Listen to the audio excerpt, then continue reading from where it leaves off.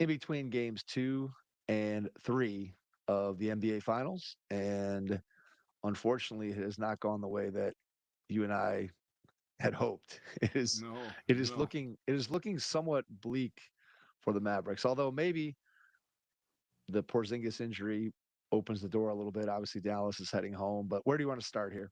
Yeah, I just want to talk about. I'm just disappointed in the Mavericks overall. Now to be fair, game two they were a, a weak attempt at a dunk away from making it a 3 point game and having a chance. And in game one, they were down 29, and then they cut it to 7, and then it fell apart again. Um, you know, I'm not really even thinking. I'm not going to dwell on game one, but game two, I felt like was a missed opportunity. Porzingis is clearly compromised, and I think he's gonna. I don't see how he's gonna play tomorrow. You know, I've been wrong before. They've said, "Oh, he wants to play. He wants to play." This is all just smoke and mirrors. There's no way he's playing tomorrow. Like there's just no way. Um, Kyrie's been disappointing. I think that's the biggest takeaway that I have. He's not played very well, right? I The mean, number one sidekick of all time. That's a bummer, man. no. That's a no. You're No, shaking your head. no. No. I mean, He hasn't listen. I know we're surpassed. talking He about. hasn't We're talking. surpassed. He hasn't surpassed Scottie Pippen in your mind yet. No, I mean, no, no, no. I mean, Okay. the other thing too. The other thing too is like we're. I know we're talking about 2 games, and there's still theoretically 5 games to go. But man, it could. I don't know. I just don't feel good. Um, and I'm really bummed about it because I just can't stand the Celtics, and I'm gonna be in New England in a few weeks, and I'm sure it's gonna be all over the place. And I just not. I'm not about that kind of life. I'm not really excited for that. So, um, what can they do differently? I mean, I think the big thing is like someone else needs to step on offense because Luca can't do everything. Um, there's been flashes, but I don't know. It's like they're it's like they're one offensive piece away, which is funny considering what they went through to get. They got to the finals, but I just feel like they're missing something on offense. And I don't know. There's a lot of interesting subplots too about Jason Casing, Jalen Brown's their best player.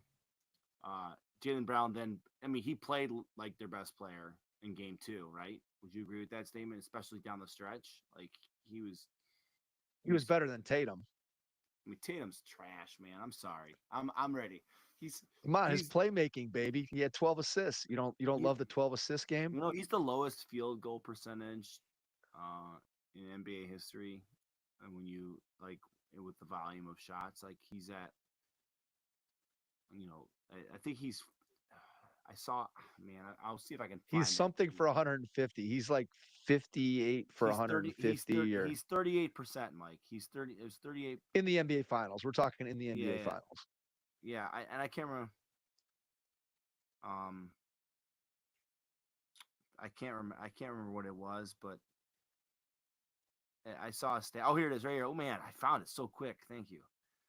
Okay, Jason Tatum is 35.4% in 8 games in the NBA Finals, and this is lowest career field goal percentage in the NBA Finals since 1980. Number two is Patrick Ewing, 36.3%. Number 3 and 4, surprise. Number 3 is J.R. Smith, but he's played in 25 games, And he whereas only Tatum's shoots only played, threes. and he only shoots threes. Kevin Love is number 4. He's played in 19 finals games. Um, Again, mostly shoots threes. mostly shooting threes. No one else. No one else from the Cavs are on that list. But man, oh So what's man, Tatum's total? Do you have Tatum's total? 35% out of on 158 field goal attempts. You were good, 158, Mike. I'm impressive. I had heard that earlier. So look, one of our subplots, right, or one of our keys to the series that we talked about was the difference between Luca and Tatum. And I think it's probably worth sort of starting the discussion with those two guys.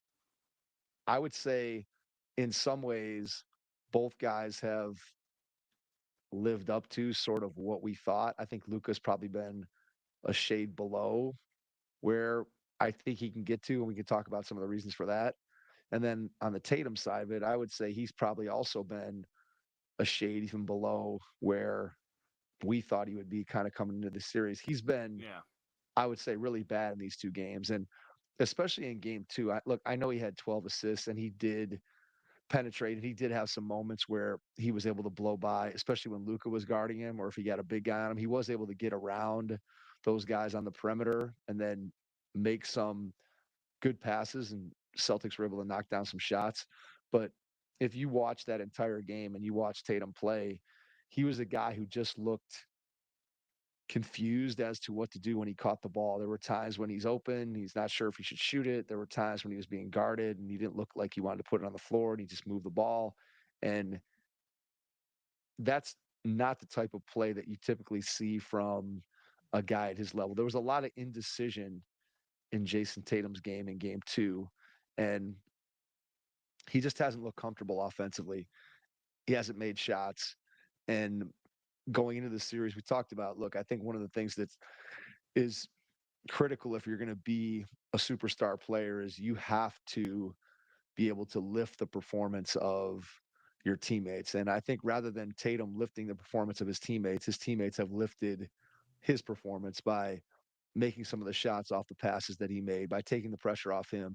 If Jason Tatum has two bad games like he did in games 1 and 2, the Celtics can and did still win. If Luka is even slightly off his game, the Mavs are not going to be able to win games and hence did not win games 1 and 2. Not that you lay all the blame at the feet of Luka Doncic, but still, I think that when you look at the performances of those two guys, I think they've sort of proven right what we thought going into the series. I think Tatum, where he is now, look, do I expect Jason Tatum to come roaring back in Dallas and play two outstanding games or end up being the finals MVP? To me, at this point, his odds look pretty slim at being the finals MVP if that's the way it goes. If it ends up being a Celtics victory, I just don't see that Yeah. happening. And so if if you win the title and you're the theoretical best player on that team, and look, he's been first team All NBA in multiple years, so clearly Tatum is a talented player. But to our point that we've been making over and over again, it just feels like with him there's something missing. I don't feel like he's a hey guys hop on my back, and sure he could have a one-off game, but he's just not a guy who's consistently going to lift his teammates, lift his team the way that very few look, there's very few guys in the league who can do that. We're talking right now, that list is maybe, I don't know, 3, 4 guys, maybe. And so it's a really short list. But to me, Tatum clearly is not on that list. Luka is on that list, but my thing with Luka right now, when I watch him play, he's got to get himself in better shape. I mean, he just has to. Like, if he wants to live, and I know it's crazy talking about a guy who during the regular season averaged a 34, 9 and 9, and he put up a finals triple double in game two, and he scored over 30 in both of his two games in the finals. But when I watch him play, there is clearly fatigue. Like, he needs to be better defensively. In the second half of game two, he was Well, did just you a see that video? Did turnstile. you see the video? Did you see the videos of him his defense? There's No, some but I can videos there. imagine what they look Yeah, like. yeah. I mean, I It can was bad. imagine exactly what they look like. I mean, he was a turnstile. I mean, he maybe tried to body a guy for a second or two, but then as soon as somebody put it on the floor and went by him, he just basically olayed and gave it up. And I just think that when you watch him on a lot of possessions offensively too, when he doesn't have the ball, he's very, very dangerously close to James Harden level, standing around doing nothing 35 feet from the basket when he gives up the ball. And he's an amazing player, and some of the passes that he throws are just incredible. But he has to be in better shape because come the second half, you look at he had 20 points, what I think 14 minutes into that game. in game 2, and then he only had 12 the rest of the way. And I'm not saying that's all fatigue, that that's all conditioning, and that there weren't other factors involved in that. But I do think that if he was in top-notch peak physical condition, it certainly would give him a better opportunity to continue to attack and be more of a factor on the defensive end of the floor. So Luka's been incredible. Like I said, the passing, when you compare his passing, like I know Tatum had 12 assists, but there were multiple times where Tatum drives in and he's surrounded at the basket and he's kicking out, and he either A, throws the ball out of bounds, or B, throws the ball so wildly inaccurate that his teammate can't catch it clean and shoot. Whereas you look at Luka, and this is similar to, I think, the way LeBron passed the ball, or the way Magic passed the ball, or the way Jokic passes the ball, where they're in seemingly impossible situations, driving under the basket, going to their offhand, and somehow, some way, they still get enough velocity and accuracy on the pass to hit a dude right in the shooting pocket from Yeah. angles that most normal players have no ability to even conceive of those passes. And that to me was one of the major differences watching these two games between Tatum and Luka is there's just the passing, the playmaking, and it's not a surprise. Look, everybody knew that going in, that Luka is one of the all-time best passers in the history of the game. But you could clearly see that on display in the first two games. But I just think his conditioning, he's got to get himself in better shape, So regardless of what happens in the you're outcome of the saying series. he shouldn't be over in Slovenia smoking a bunch of cigars and cigarettes all summer. I wouldn't think so. I mean, I wouldn't think that would be good for what you're trying to accomplish. And I know he's hurt. He had the what first it was the knee and the ankle early on in the playoffs, and then whatever that got him upgraded to questionable for game 2. Was that the rib? Did they say it was his ribs, that he had fallen on his ribs? Yeah. Did he have the but Well, so again, wasn't it what it was his rib, but wasn't it the screen? Wasn't he like hit pretty good on a screen, kind of like with Jaron Allen? I feel like he was hit like Jaron Allen on the screen. Maybe I'm anyway, wrong. he's got to, I just think he has to get himself in better condition. It would be amazing to see if he was in peak physical condition what he would be capable of doing, because again, we're talking about a guy that threw up a 34, 9 and 9 during the regular season and has had 230 plus point games in his first two games in his first appearance in the NBA finals. So there's obviously a lot of things from Luka that you just anybody would sign up for him. But when you look at what he could be at his very, very, very best, you wonder can he get to that point where his conditioning is a match for his skills. And I think he's leaving whatever it is, 5% on the table, 2%. I don't know what it is, but if he's not in peak physical condition, he's leaving something on the table.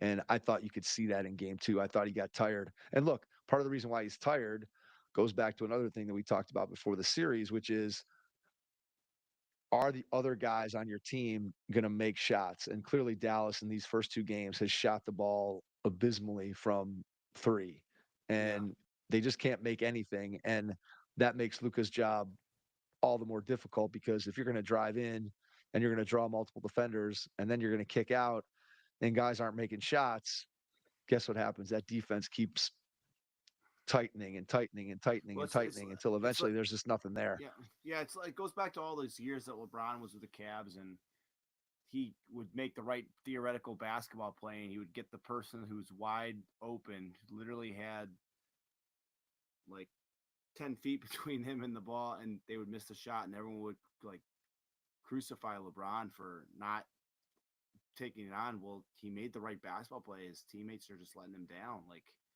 I mean, and that's the other thing. Like, Luka had a triple double, and I think about all the times that he passed the ball to guys that were wide open. They missed it. Could have he had 20 assists in that game? Like, seriously, like he could have had like close to that, because there were so many shots that they missed.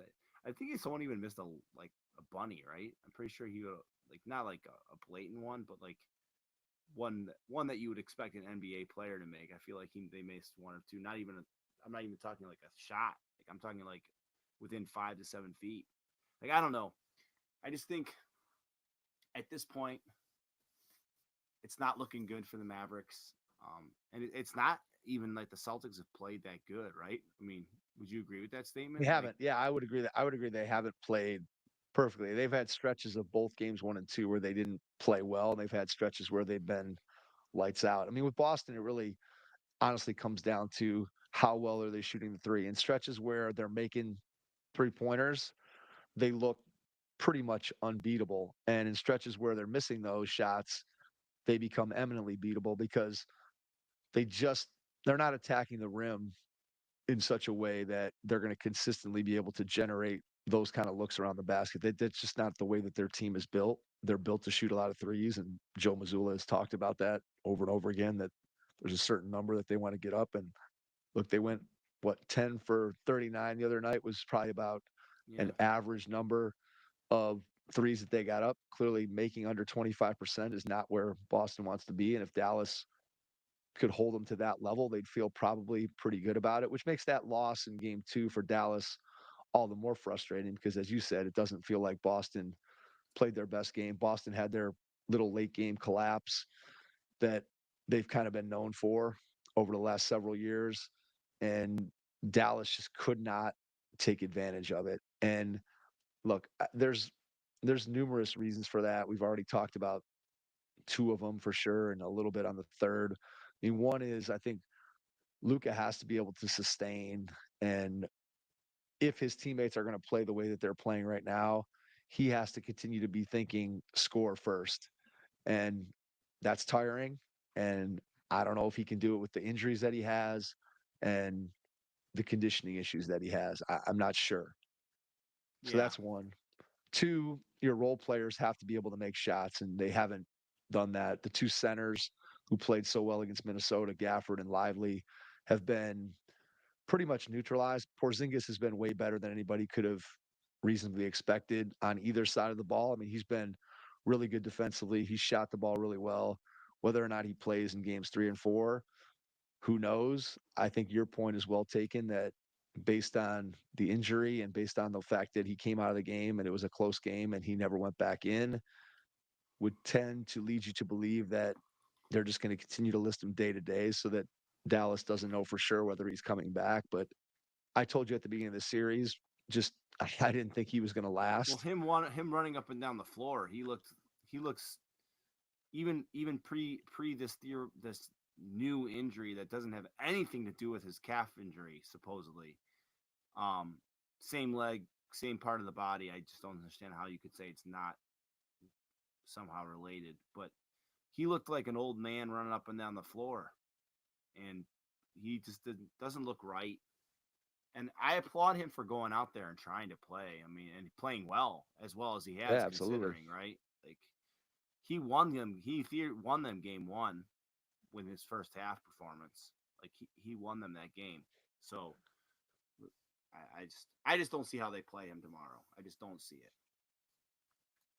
Yeah, I think he sits out tomorrow, and then I guess you reevaluate it and see where he's at. But I think the point that you made that they just continue to list him day to day, and I don't know if we ever see him again. Which, look, if he's out of there, it clearly changes the balance on the floor. Dynamic, You're not yeah, going to for sure. shade. Yeah, you're not going to shade as much of your defensive presence towards Al Horford spacing the floor. Now, look, Al Horford could easily come out and hit 5 out of 8 threes in a game, but he could also just as easily go 0 for 8. And the fact is that they're not going to guard him in the same way. They're going to, they're going to slack off him a little bit more than they would Porzingis to be able to try to jam up the lane and make it more difficult for Brown and Tatum to get to the basket. So, look, people have been saying it the whole playoffs that Porzingis being out was sort of an underrated reason why Boston struggled. I mean, Porzingis throughout the regular season is kind of what made Boston,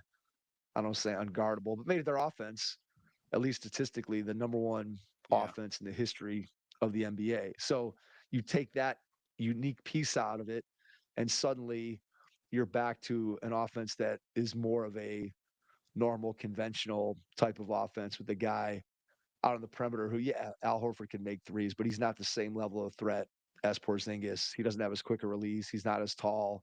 He's not as good of a shooter.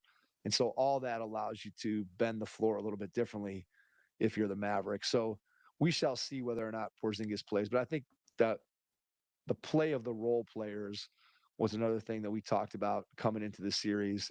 And Drew Holiday arguably has been the best player on the Celtics for 2 games when you factor in both ends of the floor and what he's done defensively and then what he's done from a scoring standpoint. I mean, honestly, Drew Holiday's in the perfect role. When you think about where he was with the Bucks, even in their title year, he was the third best player on the Bucks, or I guess the third best option on offense in terms of their hierarchy behind Middleton and Giannis. And then this year, last year when Middleton was out and Drew Holiday was your second best offensive player, that probably is a little bit too much of an ask for Drew Holiday's skill set. But when you're looking at now where he's fourth, fifth, depending on how you look at it on a given night, when he's your fourth or fifth best offensive player, and then you factor in what he brings on the defensive end of the floor, I mean, he's really in a perfect role. And he's a dude who has a mentality that's perfectly suited for that. I don't think the guy cares if he scores, if he doesn't score. He just wants to contribute to winning. And so, from that standpoint, him and Derek White have been very good. Porzingis has been way better than anybody could have expected. Jaylen Brown, I would say, has performed at the level that you would have expected him to. He's played well. He hasn't been spectacular, but he's played well. He's played to his regular season performances. And then Tatum obviously has been well below expectation. Then on the Dallas side, I mean, even though Lucas had 2 30-point games and a triple double, I would say he's performed at best average, and I would say maybe even Yeah. slightly below average compared to what he was in the regular season. Kyrie, whew, man, there's no way Dallas can win this series if he continues to take more shots than points he scores. I mean, he's scored less points than the number of shot attempts he's had in the first 2 games. And if that continues in Dallas, there's no way that they can overcome that unless Luka's going to put up 50 in these 2 games because Kyrie just has to do more. He can't. One, he's having trouble beating Derek White and Holiday off the dribble. Both those guys are physical defenders that are long, that move, and they've stoned him at the rim multiple times, or actually in the lane. He hasn't even been able to get to the rim. And then he just hasn't made open shots. I mean, the open shots that he's gotten, and some have been in real critical moments, especially in game 1. He had a couple open threes there in the second half while Dallas was making their run or right after they got it to 72-64. And he just couldn't, he just hasn't been able to knock those in, and he hasn't been very good. And so he's got to be better if they're going to have any chance because I just don't think Luka has multiple 40 or 50-point games in him for the rest of the series just based on where he's at physically. Yeah, I agree. So here's my question, Mike. Where do we end up in here? Like, are we saying like Dallas winning tomorrow night? Is Dallas? I mean, I think Dallas wins tomorrow night. I think they're gonna. I think Dallas will win tomorrow night. But can they make it? Can they win this series still, Mike? I mean, do you think they will win? Do they have a shot, or are we writing them off, and are we going to be miserable until next season starts because the friggin' Boston Celtics won the NBA championship? I think they still have a shot. And I think they still have a shot for 2 reasons. One, if Porzingis really is out, that definitely gives Dallas more of an opportunity to do different things. It allows them to change the matchups. It allows them to attack on offense differently. I just think that it completely tilts the way that Dallas can play because now you can get Al Horford in the pick and roll. You can attack off of, again, when you bring Horford's guy in, now you have Luka if they switch. There's just a lot of things that you can do to attack Al Horford that it makes it easier than when Porzingis is in there. Either getting Porzingis into the switch or having Porzingis be involved on the backside to protect the rim. So if he's out, I think that clearly gives Dallas an advantage. Number two, I think that when you have the best player in the series, you always have a chance. And even though I'm not convinced that Luka has a 40 or 50-point game in him, maybe I'm going to be surprised. And maybe he does at home put the team on his back. And look, he had 20 points in the first 14 minutes of game 2. So obviously he's capable of putting up big numbers. It may take those kind of big numbers. So I still have some hope that the best player in the series theory that has worked out pretty well over the course of time in the NBA. I still have some faith that that could have an influence. And then I think the last thing is you have to believe that Kyrie's got to play better. I mean, if he doesn't, they have no chance. So you're hanging your hat on Kyrie Irving coming back to at least being average Kyrie Irving, which again is a very, very, very good player. You probably don't need games 6 and 7, 2016 Kyrie. If you were to get that guy, great. I'm not sure that guy is there. Maybe he's there on a night. I don't know if he's got 5 more of those games in him, but he certainly could have one. And maybe if you get one Luka game and one Kyrie game, and now suddenly it's 2-2. And I don't think this Boston team is Unbeatable. supremely mental. I don't think they're supremely mentally tough. I mean, I definitely don't think Tatum fits that category. I don't think Derek White fits that category. I personally, I don't trust either one of those guys. I- to me, I think Jalen Brown fairly mentally tough. I think Al Horford, he may not play well, but I think Al Horford's mentally tough. I think Holiday's mentally tough. But Boston just they have a history here of giving things away, giving leads away, giving games away. And is it entirely possible that Dallas can come back? I think it is. I think it hinges on can you get a big Luka game? What's the status of Porzingis' health? Can Kyrie bounce back? To me, those are the keys on the Maverick side. And then I think conversely, if you're Boston, you have to look at it and say, hey, we really haven't shot the ball well from three at all. And if we make even 35% of our threes, neither one of those games are close. And if we accept the fact that Jason Tatum is Boston's best player, the fact that he hasn't really played very well in either of those two games and Boston's up 2-0 with the poor shooting and the below average play of Tatum. If I'm a Boston fan, that's got to give me optimism in the fact that I'm 2-0. It makes me a little bit worried that we're not shooting the ball well and that Tatum's not playing well. But clearly, the track record says that both of those things probably will turn around. And if they do, I mean, you combine that with the other things that Boston has done well, it's going to make the climb back for Dallas really difficult. I mean, obviously it's 2-0, right? And Boston wins 2 at home. So if you're Dallas, you're coming back home and you got to think, hey, we take care of business at home, and all of a sudden it's 2-2, and now you're in a game 5 that's pressure packed. I will say it doesn't feel as much like I don't feel like the home court is as much of an automatic as I might have felt like it was 10, 15 years ago, maybe even 5 years ago. Like I don't feel in any way, shape, or form like, oh man, there's no way Boston can go into Dallas and win this game. Just like I didn't feel like, oh man, Dallas would be lucky to get a game in Boston. It Yeah, feels yeah, like yeah. it almost feels like the home away thing is I don't want to say it's irrelevant because it's not completely irrelevant, but I don't go into games anymore looking at it going, oh man, the away team has no chance in this series. Just look at I'll tell Minnesota, I'll tell you Denver. I'll tell you the only team that I know right now that there's a huge difference in homes. Well, that's not a huge difference, but a big home away difference is the Cleveland Guardians, baby. Like Okay. you know a lot about baseball. They're 21-8 at home so far to start the season, Mike.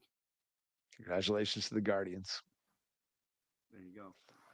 There But you go. So NBA look, speaking, I agree with you completely because you think about all the series. There were series that the road team was winning all the games, right? I mean, I like when Minnesota Denver, right? Didn't Minnesota yeah, win? Minnesota won 3 games. 3 games on In the road. I mean, Yeah, three yeah. games on the road. So So yeah, it's and I Denver mean, won 3 games on the road, right? Denver won No, they won 2 games.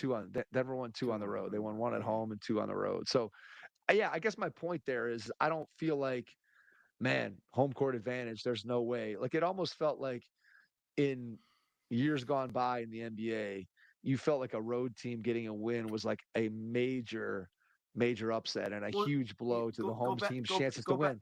go back to 2016, Mike. I mean, that's not that long ago in the grand scheme of things. The Cavs winning those Game 5 and Game 7, down 3-1. Like, and I know there was extenuating circumstances with Draymond being suspended for Game 5, but and Game 7 is a Game 7, and but still, I mean, there was no way you would have told us that like the 2016 winning 2 road games. That's crazy. Okay. But I guess the counter to that is it happened. So I guess maybe But it I'm was just saying, the way you're thinking. think about how I think it's think about more how in your crazy it approach. was. Think about how crazy Yeah. when it happened. Not only did we come back from 3-1, but we won 2 of those games on the road. Now I wouldn't even bat an eye if I got told that a team lost 2 games in a row on the road. Yeah. Like, I just think it's more about your approach. I think that like I think it's to me, and maybe this is just as a fan, as an observer of the game, I just don't have the same feeling in any series, not just this series, but in any series. Yeah, it's still, I'd rather have a home game, but I do not feel in any way, shape, or form as I'm watching the various series during this playoff run. I never felt like, oh man, this team's away. They have no chance of winning. So I certainly don't think that you're just going home and saying, all right, we're going to chalk up 2 Dallas wins and we're going to be coming back to Boston 2-2. I certainly don't feel that way. Boston is more than capable of going into Dallas and winning. Conversely, I think Dallas is plenty capable of being able to go into Boston and win games there should they be able to get that back to a game 5. I don't look at it as being like, oh man, there's no chance because yeah, Boston has games 5 and 7 at home. It just feels like that home court advantage is much less important than it used to be. So I guess, look, for me, the bottom line is Luka's going to have to be outstanding in order for Dallas to come back. yeah, Kyrie is going to have to play better in order for Dallas to come back. The role players for Dallas are going to have to make some threes eventually at some point. And then on the Celtics side of it, you got to get Tatum going. I don't know what that's going to take, but you certainly need him to play better. If you're Boston, you're hanging your hat on the fact that you're going to shoot threes better, and then you're crossing your fingers that the Porzingis thing, that maybe he misses a game and then he's back, or maybe the training staff says, hey, go ahead and play because you're not going to exacerbate whatever it is. I don't know. I just, the way he left that game the other night makes me think that we're not going to see him anymore, just based on his injury history and the fact that he already had the calf strain that kept him out for that long. I told you before, as soon as in the first quarter of that first game, I told you I don't think he's going to last the series, and I I'll be surprised if we see him again. So both teams have, I guess, reason to believe that they can, if you're Boston, continue on the path that they're on, and Dallas has reason to think that they can turn things around at home. It's felt like the game's been easier for the Celtics, other than the first quarter of game 1, where I felt like it looked like, man, I'm not sure how Boston's going to stop Luka. Since then, it feels like they've at least made him work and have to grind to get what he was going to do. Whereas it feels like Boston's been able to generate a lot more easy shots and good looks. And it goes back to Boston has 4 guys who can put the ball on the floor and create for others to varying degrees of success. That's not to say that everybody, that Holiday, White, Tatum, and Brown are all A-plus playmakers, because they're not. But all 4 of those guys are capable of putting on the ball on the yeah. floor and finding other people. Whereas you look at Dallas and you're like, is PJ Washington putting the ball on the floor and creating for somebody else? Probably not. Gafford or Lively? Probably not. Maxi Derek Jones Kleber. Jr.? Probably not. Maxi Kleber is not going to do it. You're basically looking at Luka and Kyrie. And of course, Dallas's offense is oriented completely differently, right? The ball pretty much is in Luka's hands. And if it's not in Luka's hands, it's in Kyrie's hands. Whereas Boston has a much more egalitarian offense where the ball moves and different guys get opportunities to do things. And so, Yeah, look, Dallas's stars have to play better, specifically Kyrie. Maybe Luka has to take it up a level as a scorer. And then on the Boston side, I think you just got to keep doing what you're doing if you're Boston. I think pretty much their game plan of how they're guarding Luka and not blitzing him, not giving him looks out of the trap where they can get Boston, where Dallas can get Boston in a 4-on-3.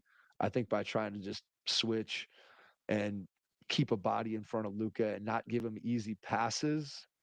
Because again, Luka's a guy who he wants to pass. I mean, he wants to bait you into bringing multiple guys to him and then pass the ball to an open teammate. And Boston, I think, has been able to, for the most part, take that part of his game away with, again, they just have multiple switching defenders that they can put four different guys on them, and all four of those guys are going to be fine, with the exception maybe of Derek White. If Luka decides to back him down and take him into the post, Derek White may not have enough strength or size to be able to deal with Luka there. But Dallas just has to continue to, they have to hunt all those matchups.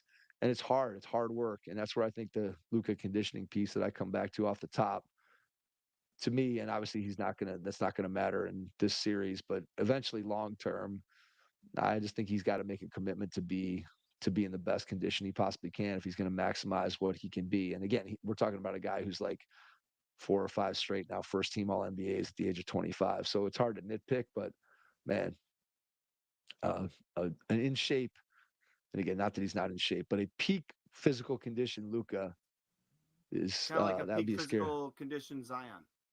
Yeah, right. I mean, those guys at their absolute prime in terms of their conditioning, I mean, it takes you to another level. It takes you to Yep. another level, and we shall see if he can get there at some point in the future. But So what's your prediction, Mike? Well, I man, think I I I said just Mavs in 6, and you said Mavs in 7. So, or did we say? But we both say Mavs in 6. I think we may have both said Mavs in 6. I think we may have both said Mavs in 6. I think, man, I mean, obviously, it's hard to see Dallas winning 4 in a row at this point. I guess I'll stick with my Dallas pick just because I'm going to stick with my Dallas pick. It's it's a little harder at this point to envision a roadmap to Dallas winning 4 out of the last 5 in this series based on what we've seen so far, just because I feel Mike, like things have been Celtics in easy. 5. Celtics in 5. That's I I'm think if kidding. you were putting odds, I think if you were putting odds on it, that would probably be the number one. That would probably be the number one most likely odds would be Boston in 5.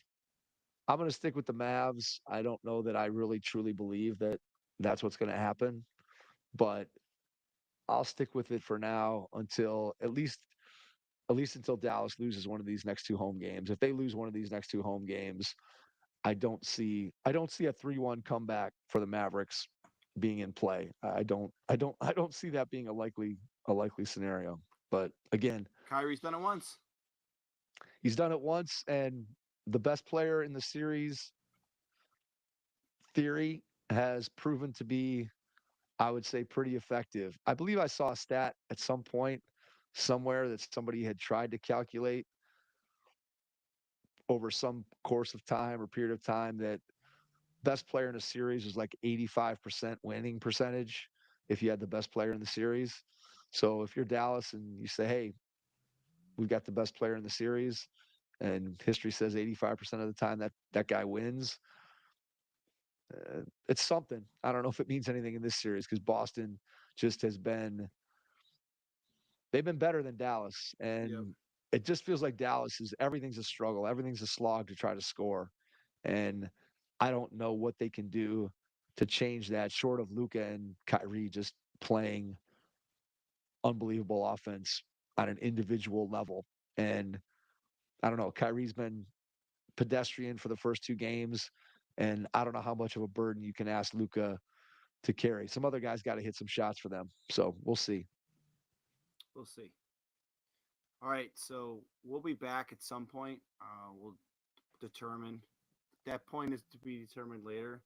If Kyrie and Luca go off tomorrow night, we can have a 15-minute conversation after our 2 interview episodes. We'll see where we go, Mike. We'll see if the Celtics go up 3-0. We surely are not going to pop on this podcast because I don't want to even talk about that. No, So I don't think we will. I don't think we will come back with a 3-0 Celtics pod. If we end up with a 3-0 Celtics lead, we probably will not be heard from again until next Tuesday night slash Wednesday morning when you'll be hearing us. And who knows, at that point, maybe the series would be finito. So we shall Yeah, see. because it's I hope the Wednesday, Mavs. Friday, Monday, right? That's the next three games: Wednesday, Friday, I Monday. think so. So So I hope the Mavs can at least pull out this next one. If you win game three, now it at least makes game four interesting. And even if you lose game four, you can make the argument that game five is still at least mildly interesting because you could get it to 3-2 and then you're coming back home. So we said all this when the Timberwolves were down 3-0 and we started laying out scenarios for how they could come back. And, they won game four and then it just didn't happen in game five. And so who knows? It's going to be an uphill battle for Dallas, but yeah, we'll we'll have to see. see. Maybe the best player in the series. Let's go, Luca. Get it done. All right, Yep. we'll leave it there. Thanks for checking out this NBA Finals edition of the Hoopheads Pod, and we will catch you on our next episode. Thanks.